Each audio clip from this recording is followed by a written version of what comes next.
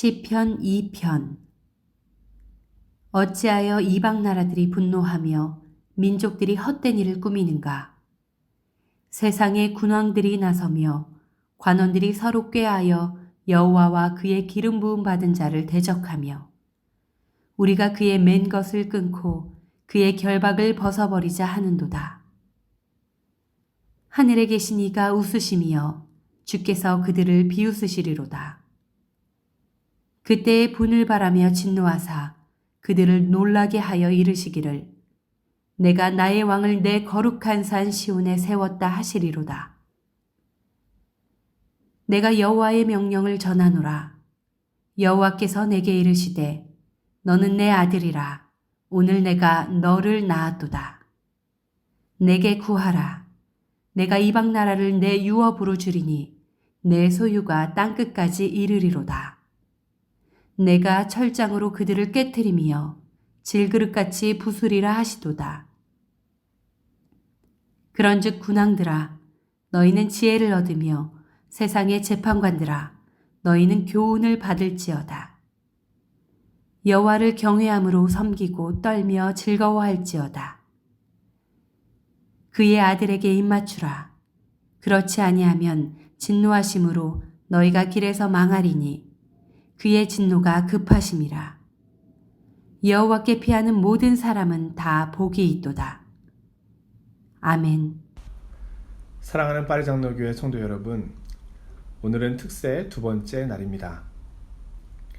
우리는 2020년도라는 인생에 있어 낯설고 힘든 길을 걸어왔습니다. 우리 주변에 코로나19 바이러스로 인하여 어려움을 당한 사람들이 많습니다. 격리라는 어려운 프랑스 단어 꽁피오멍을 알게 된 것이 기쁘지만은 않습니다.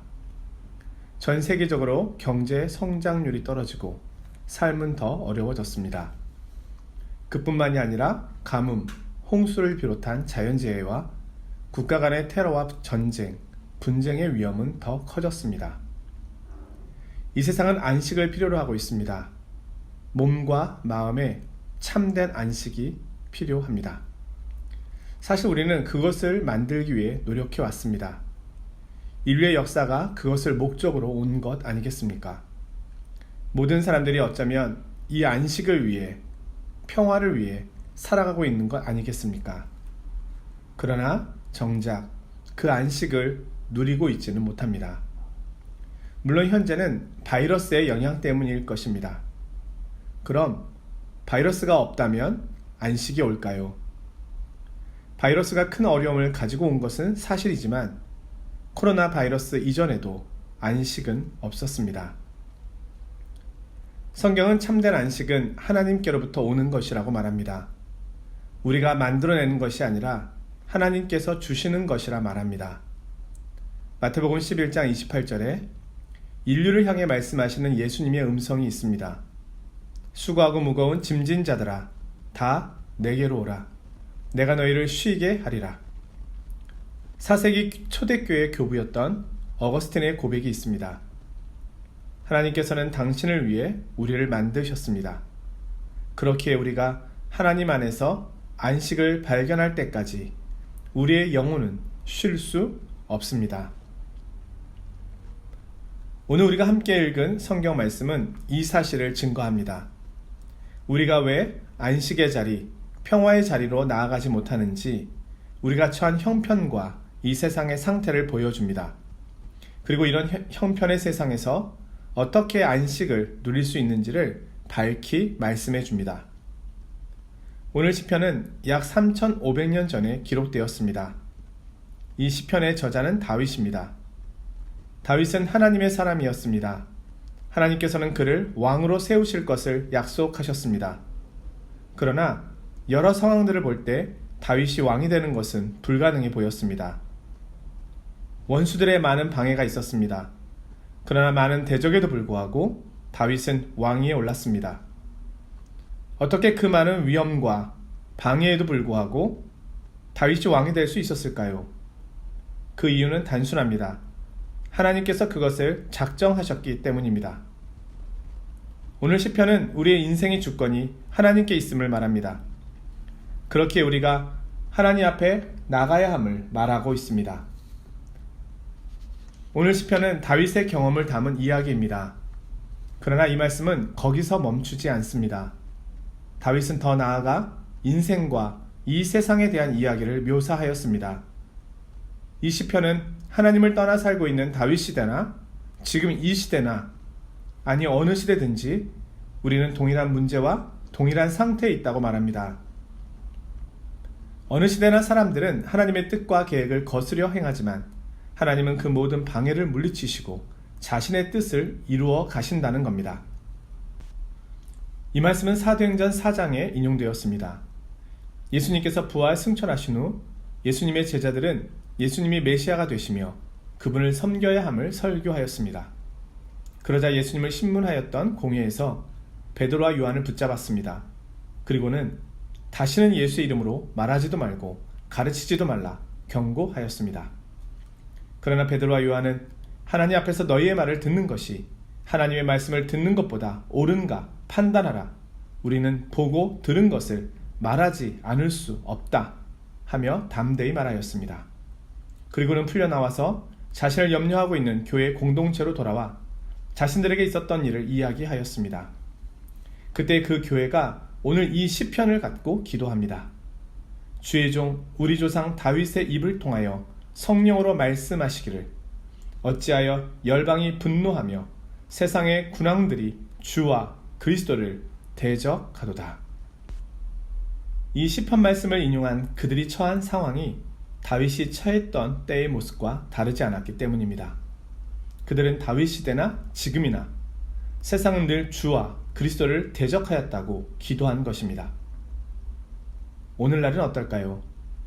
오늘 이 시편이 우리에게 말하고 있는 것은 지금도 우리가 같은 형편에 있다는 겁니다. 그것이 우리가 안식할 수 없는 이유입니다. 먼저 시편 2편은 우리에게 질문함으로 시작합니다. 어찌하여 이방 나라들이 분노하며 민족들이 헛된 일을 꾸미는가? 여기 이방 나라는 하나님 없는 세상을 의미한다고 생각하면 무난합니다. 분노라는 말은 소동치는 모습이며 갈팡질팡하는 모습입니다. 헛된 일은 말 그대로 무익하고 공허한 일을 의미합니다. 다윗을 대적했던 주변의 대적자들이 그러했고 주님과 제자들을 대적했던 공회원들의 모습이 그러합니다. 그들은 분주하였습니다. 바빴습니다. 그들은 많은 계획을 세워 놓았습니다. 그 일을 이루기 위해 그들은 모든 노력을 했습니다. 그런데 그 모든 일은 헛된 일이었습니다. 왜일까요? 하나님의 계획은 다른 곳에 있었기 때문입니다. 결국 하나님의 뜻은 성취되었고 이루어졌습니다. 이것이 세상이 하나님 앞에서 하고 있는 일들입니다. 세상은 하나님 없이 살면서도 참된 안식을 누리며 잘 살 수 있다고 단언하며 수많은 계획과 전략을 세우고 움직입니다. 그러나 이 모든 것은 오래지 않아 숲으로 돌아갑니다. 그들은 절망하며 심지어 자신의 생명까지도 그 일에 던져버립니다. 얼마나 헛된 일입니까? 그러나 세상은 거기서 멈추지 않습니다. 세상은 헛된 일만 꾸미는 것이 아니라 또한 헛된 일을 하지 말라고 하는 하나님을 대적합니다. 세상은 하나님에 대하여 적극적으로 대적합니다. 2절에 말씀합니다. 세상에 군왕들이 나서며 관원들이 서로 꾀하여 여호와와 그 기름받은 자를 대적하며 우리가 그 맨 것을 끊고 그 결박을 벗어버리자 하도다. 그들은 결국 하나님과 하나님의 뜻을 대적합니다. 2000년 전 우리 예수님께서 이 세상에 오셨을 때 세상은 그의 오심을 기뻐하지 않았습니다. 그가 유대 땅 베들레헴에서 태어날 때부터 세상은 그를 죽이려 하였습니다. 그는 자라서 하나님의 나라를 증거하고 참된 구원과 안식을 증거하셨습니다. 그러나 죄 없으신 그분을 세상은 십자가에 못 박아 죽였습니다. 왜 그럴까요? 왜 이렇게 무시무시한 일을 저지를까요?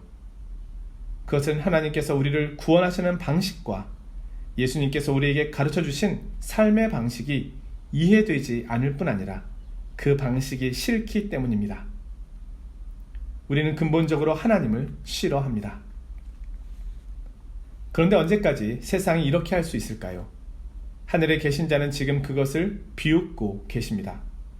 하나님은 인간의 이 모든 일에 당황하지 않으십니다. 시편 2편 4절에 보면 이렇게 행하는 이들을 하나님께서 비웃으신다고 말씀합니다.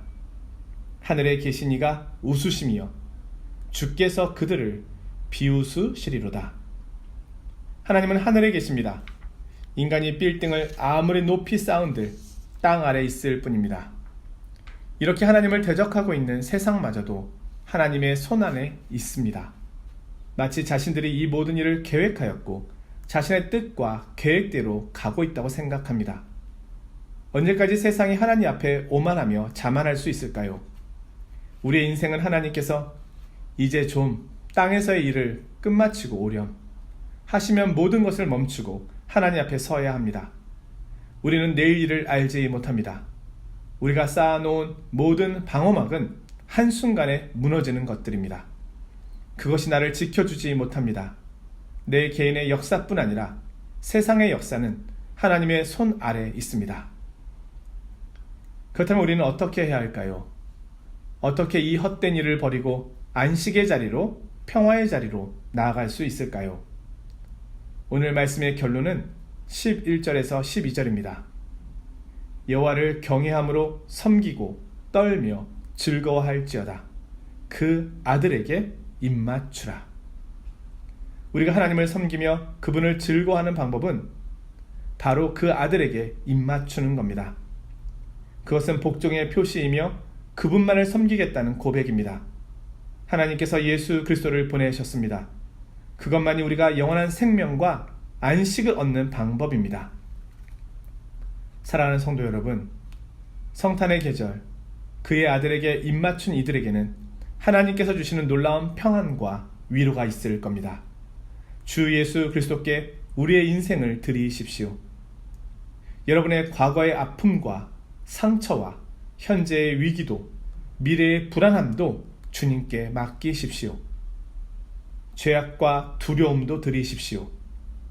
여호와께 피하는 자는 참된 복을 누릴 것입니다.